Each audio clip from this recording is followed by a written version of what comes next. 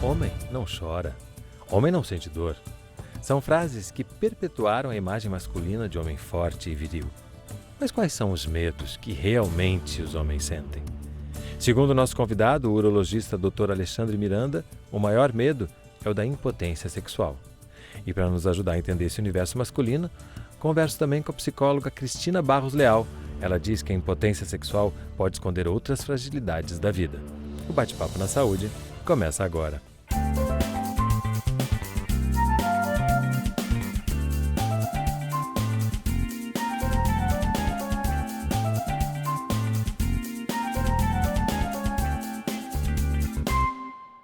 Olá, o bate-papo de hoje vai falar sobre a saúde sexual do homem. Eu continuo comandando o programa enquanto o Paulo Belardi está de licença paternidade, que tem tudo a ver com o que a gente vai falar aqui. No primeiro bloco a gente vai conversar com o Alexandre Miranda, que é médico urologista. Alexandre, seja bem-vindo. Tudo bem, muito obrigado pelo convite. Queria começar perguntando para você do que você acha que o homem tem mais medo? Olha, dentre os medos masculinos, eu acho que o mais comum é o medo de perder a sua ereção.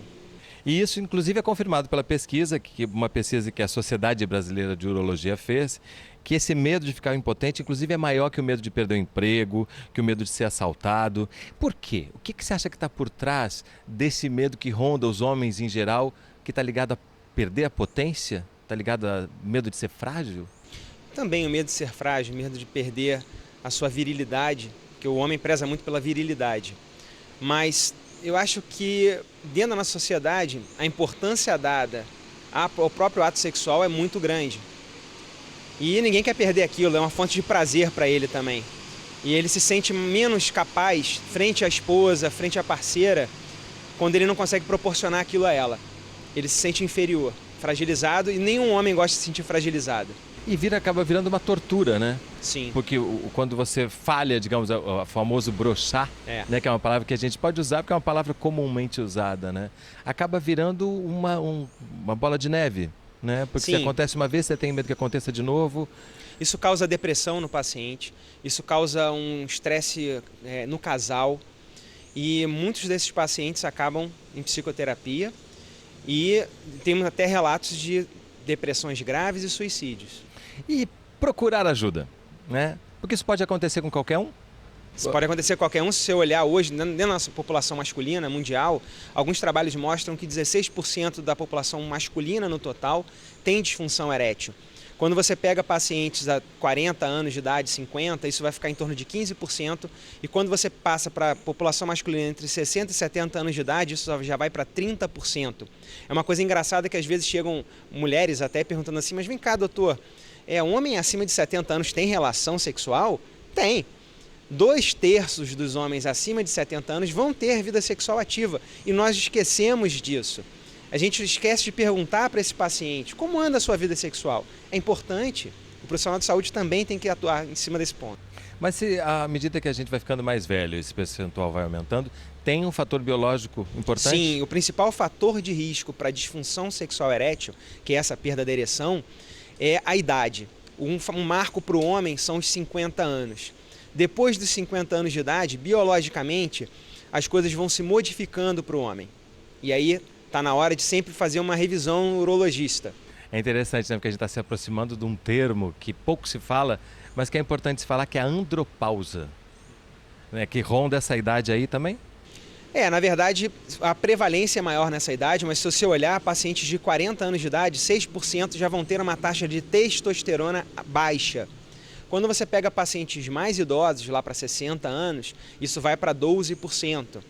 Então, quando a gente fala andropausa, ela não se encaixa a todos os homens. Mais ou menos 10%, 12% dos homens vão estar com uma testosterona baixa e sintomas associados. Dentre os sintomas, a disfunção erétil, que é a perda de ereção, é o mais significativo, mas nós temos coisas importantes associadas. Perda da massa muscular, então ele perde músculo, ganha barriga, osteoporose e até esquecimento, a memória dele também se altera. Então, assim, esse paciente que está com uma testosterona baixa e que tem esses sintomas, esse é o paciente que vai se beneficiar de fazer um programa de reposição hormonal. Por isso que é super importante, a partir dos 50 anos, o homem procurar o seu urologista para começar a fazer a investigação dessa possível alteração. porque isso é uma qualidade de vida, a modificação de qualidade de vida, quando você pega esses pacientes que nós começamos a fazer a reposição, eu digo que não é da água para o vinho, é do vinho para a água, que melhora assim absurdamente. E aí eles arrumam namoradas novas. Eu sou um homem que perdi minha esposa, ela já faleceu. Aí você recupera a testosterona, ele começa a ganhar massa muscular, começa a melhorar a função erétil, melhora o desejo. Aí daqui a pouco aparece lá com uma namorada. Eu estou com uma namorada nova e a gente não pode esquecer disso. A gente está falando de saúde sexual, né? E a saúde sexual tem a ver com a saúde como um todo. Sim. Mas se esse número dos homens que que atravessam esse período da andropausa, ele é um número pequeno, você falou? 12%. 12%. O que determina isso? A gente tem como saber? É um fator biológico, não dá para determinar. Uma parte genética, outra de meio ambiente. Fato é que, como nós não temos como definir quem vai apresentar ou não, é por isso que é importante fazer-se a avaliação. É uma avaliação sanguínea, você tira o sangue do paciente de forma matinal e aí você tem certeza, olha, a testosterona está baixa, não está, vamos fazer alguma coisa para melhorar isso daqui. Para isso, é preciso procurar ajuda. Sempre, a principal mensagem no final é, temos que procurar ajuda sempre, mesmo que você não esteja sentindo nada.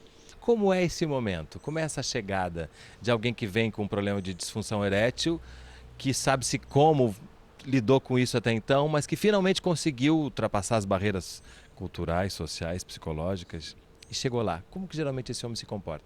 Bom, primeiro que ele chega na maioria das vezes porque a parceira faz com que ele vá ao médico dele. Isso é o mais comum. E depois a gente pega o homem num momento muito frágil.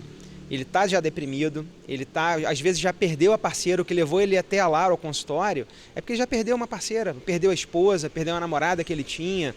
E só nesse momento é que ele vai buscar ajuda. Então, quer dizer, quando tudo já deu errado, não tem mais saída, aí só nesse momento que ele vai buscar ajuda, para você sentir a resistência que os homens enfrentam em chegar até o consultório. Isso os que chegam, né?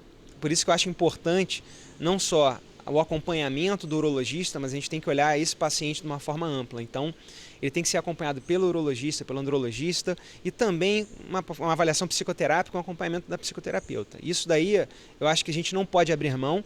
Qualquer avaliação e boas práticas de tratamento para as disfunções sexuais, isso aí modifica o resultado do tratamento. Como é que a gente pode entender essa dificuldade que o homem tem de buscar ajuda quando a gente pensa na questão da masculinidade, na questão da virilidade como mais importante para ele? Sim, aí nesse ponto a masculinidade, a virilidade acaba se tornando um fator deletério para esse homem. Porque por conta da existência dessa cultura da masculinidade, da virilidade, da força masculina, ele tende a não reconhecer a sua fragilidade biológica, porque ele é um ser biológico, ele não é um homem de aço, né, como todos acham que são, e isso faz com que ele se afaste da busca da ajuda e do tratamento. Então, a cultura do homem de aço, que eu brinco, é extremamente deletéria e causa um malefício muito grande para a nossa população masculina. E são os mitos, né? O homem nunca falha, o homem está sempre pronto. Imagina, um homem chegou, trabalhou o dia inteiro, um monte de estresse, não se alimentou, como é que esse homem vai funcionar? Ele não é uma máquina, ele é um ser biológico. A própria palavra funcionar, né, já leva para esse lugar, né? Pois Como é que ele vai ter prazer, né? Como é que ele vai relaxar para conseguir Você falou uma coisa prazer, importante, né? Muitas vezes ele vai para um ato sexual, ele está preocupado o tempo inteiro com a ereção dele do que em desfrutar o prazer do momento.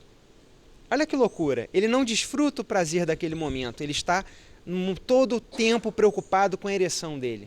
Não é só um fator psicológico, nós temos o fator psicológico gerando a disfunção erétil psicogênica, geralmente 25%, mas a metade ou mais desses homens vão ter uma alteração biológica. É uma alteração real e que tem tratamento na maioria das vezes. Assim, sempre tem um tratamento. Nós vamos de um tratamento menos invasivo a um tratamento mais invasivo, que a gente pode chegar até para curar a disfunção erétil dele, é inserir uma prótese peniana, que é uma cirurgia. Mas o que eu falo é o seguinte, não existe disfunção erétil que você não tenha uma alternativa. Então tem que procurar. Quando você fala alteração biológica, você está falando de quê especialmente? Principalmente alteração vascular. Porque o pênis é uma ereção. O que é aquela ereção? É para você entender um pouco, eu tenho muito mais sangue entrando dentro daquele envelope fechado do que saindo. Então, se você imaginar um envelope onde entra líquido e não sai, ele distende, isso é a ereção do homem. E se acontecer um problema de que você não consegue ter sangue suficiente entrando? Há uma desregulação entre a quantidade de sangue que entra e que sai. Isso gera disfunção erétil e é o mais comum no homem. Então as doenças arteriais, você tem que lembrar que a artéria do pênis tem 1 a 2 milímetros, é muito pequenininha. E aí vem um dado importante, a artéria da coronária é um pouco mais calibrosa que a do pênis. Geralmente quando você pega um homem que começou com uma disfunção erétil mais significativa, e a gente já liga o alerta vermelho, porque ele tem 50 vezes mais chance de infartar ou de ter um acidente vascular encefálico do que o homem que não tem. Por quê? Porque se a artéria lá de baixo entupiu, que tem 2 milímetros, é menorzinha, a outra que tem 4 ou 5 milímetros, daqui a pouco está entupindo, que é a coronária do coração. Então, muitas vezes, a disfunção erétil pode ser um bom aviso, um bom sinal É um de que é preciso ótimo tomar sinal cuidado. de que, olha, alguma coisa não está muito legal aí. Vamos ter que investigar. E aí, investigar é se E às vezes- dispor a ser frágil. Sim, eu já tive pacientes que chegaram lá, qual é a queixa dele? Ah, a minha ereção não está legal. Quando nós começamos a fazer a avaliação, no final, olha, ele acabou tendo que fazer um stent coronariano. Ele tinha uma doença cardíaca grave. Isso por conta da disfunção erétil, por isso que eu digo que às vezes é uma janela desse homem entrar e ser tratado de forma adequada. Olha a importância disso. A gente às vezes banaliza a sexualidade, mas eu acho que ela tem uma importância tanto biológica para marcador de doença. E também a gente não pode esquecer que o ser humano precisa estar assim, plenamente biopsicossocial funcionante. É porque você falou, a gente banaliza muitas vezes, porque isso tudo é muito motivo de piada. Vira chacota. De chacota. E não é. Você não, muitas vezes também o homem não fala com ninguém porque, né, vai virar o broxa, vai virar Sim. né, e aí vem toda uma série de palavras E você que servem pra sabe que desqualificar, isso né? que você está falando, às vezes é importante, eu pego às vezes adolescentes ou adultos jovens, que tem umas alterações de tortuosidades penianas. E tem uma entidade chamada pênis torto congênito. Ele nasce, quando chega na adolescência, o pênis entorta. Ele fica com tanta vergonha de chacota dos amigos que ele não conta pra ninguém aquilo e vive com aquele problema pra si. Aí não arruma namorada, não sai daquela bolha. E olha que problema psicológico imenso esse rapaz vai apresentar. Esse debate tem que acontecer dentro da sociedade, de uma forma mais aberta. Isso é muito importante para eliminar um pouco essas amarras, esses bloqueios até psicológicos que acabam sendo gerados, para que o tratamento efetivo que existe possa ser feito. Alexandre, brigadíssimo pela presença. Prazer. A gente continua o assunto no próximo bloco com Cristina Barros Leal, que é psicóloga e terapeuta sexual. Vamos ver também o que acontece quando os homens vão ao psicólogo para falar sobre esses problemas. Não sai daí, a gente volta já.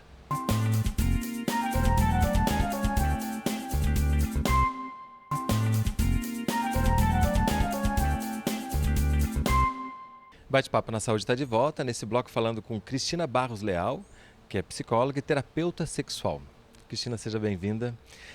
A conversa com o Alexandre demonstrou aqui com clareza o quanto o homem tem medo de perder a potência, de brochada, disfunção erétil, essas formas todas de se relacionar com essa relação com o pênis, né? Se já é difícil chegar no consultório dele, que é um urologista, é difícil chegar no consultório de uma psicóloga para tratar dessas questões? Bom, obrigada pelo convite. Bom, chegar sozinho, sem alguém te levando, não. É totalmente diferente, assim, a relação com a psicologia, com o tratamento de terapia, porque o homem não está acostumado a estar nesse papel de estar frágil, de estar se sentindo, principalmente quando se trata de uma disfunção erétil. Eu não gosto desses outros termos, esses outros termos para mim são abomináveis. Falar que a pessoa broxou, isso tudo já traz um Principalmente conceito a negativo, né? Principalmente Impotência a impotência também. Porque o homem associa direto a impotência com impotência na vida. E aí, muitos casos de homens que estão com uma disfunção erétil, eles começam a ter problema em outras áreas, principalmente no trabalho, eles se sentem impotentes no trabalho, na família, e aí eles começa tudo a desmoronar em volta. Então aí fica complicado e aí piora, agrava o problema. E eles têm uma dificuldade de procurar médicos. A mulher já é diferente, porque a mulher costuma, desde quando começa a primeira menstruação, ela já vai ao ginecologista. Então, para ela, aquilo é saúde. Ela nem sabe o que está acontecendo, mas ela vai todo ano. O homem não vai, o homem só vai quando tem algum problema. E aí, mesmo assim, quando esse problema começa a ficar grave, né? Quando começam a reclamar, né? Assim, se ele perde a ereção uma vez, ele se incomoda muito, mas ele vai arranjar desculpa. Estava bêbado, estava muito cansado, estava sem saco, tive um estresse no trabalho, ele vai procurar uma desculpa. Se ele não ligar muito, se ele tiver, eu gosto de chamar assim, uma confiança sexual, uma autoestima sexual muito legal, ele vai olhar e falar assim, ok, aconteceu, acontece com todo mundo. Se ele não tiver isso, se ele tiver uma baixa autoestima sexual, o que ele vai fazer? Ele vai olhar e falar assim, o que está acontecendo comigo? Eu sou um errado, eu estou péssimo, não sirvo mais para nada. Com uma. E todos os homens, pelo menos uma vez na vida, vão ter um evento desse, seja como for. Portanto, é preciso a gente entender como natural esse evento. evento. Muito natural. Gente, para ter ereção, ele precisa estar querendo. De alguma forma, está querendo. Porque até quando ele toma um remédio, é porque ele está em algum canto desejando ter uma relação sexual, ter essa penetração. E aí, quando ele consegue fazer isso, já é um grande avanço. Tem que ter um estímulo, porque também não adianta a parceira ou o parceiro não estar na mesma sintonia, eu quero e você não quer, não é uma relação unilateral. Existe uma relação unilateral, é outra coisa, uma relação sexual saudável é quando os dois estão dentro daquela relação. É quando as duas pessoas estão no desejo e na vontade daquele ato acontecer. E aí ele precisa da parceria, por isso que se chama parceira, para jogar junto. Mas de uma certa forma, vou chamar de machismo, que acaba tendo tantos desdobramentos na nossa cultura a ponto do homem associar a potência do membro com a potência na vida, também não está um pouco nas mulheres de uma certa cobrança de que essa potência aconteça, de que esse pênis esteja sempre ereto? E isso acabe sendo também uma forma do homem ficar mais... Não, adorei a tua pergunta. Eu acho que, para mim, é uma das coisas mais legais que tem. Porque como é a parceria, grande parte do problema dessa perda de ereção, já que a gente está falando nesse assunto, dentro desse problema da sexualidade masculina, a potencialização desse problema se dá com a reação da parceria. Se a mulher que está com ele olha para ele e descasca em cima dele, porque pode ser que ela vire para ela também e fale, eu não estou gostosa o suficiente, eu não estou bonita o suficiente, você não me deseja mais. Se ela levar para ela, é menos mal para o homem, que aí a mulher vai ter que se tratar. Mas se ela joga para ele, com quem que você está lá fora? Você está fazendo isso lá fora? O que você andou fazendo aí? Por que você não está? O que está acontecendo com você? Você é ruim, você é péssimo, você é... E aí vem aquelas palavras todas que você não gosta. Que eu não posso falar, porque não é legal, porque eu não quero associar, porque não tem nada a ver. É simplesmente uma perda de direção, só. Não pode se potencializar. E o fato de associar, né, que a gente fechou o bloco inteiro falando, né, de como todos esses assuntos que são super sérios e que poderiam ser conversados numa boa, eles acabam sendo alvo de piada, de chacota, que só faz com que os problemas piorem, sejam eles quais forem, né? Pois é, porque quando ele entende que é só uma perda de ereção, que é só ele ir, até para tirar a neura dele. Se ele vai consultar um urologista e o urologista fala assim, olha, tá tudo ok? Vamos fazer um exame, tá tudo ok?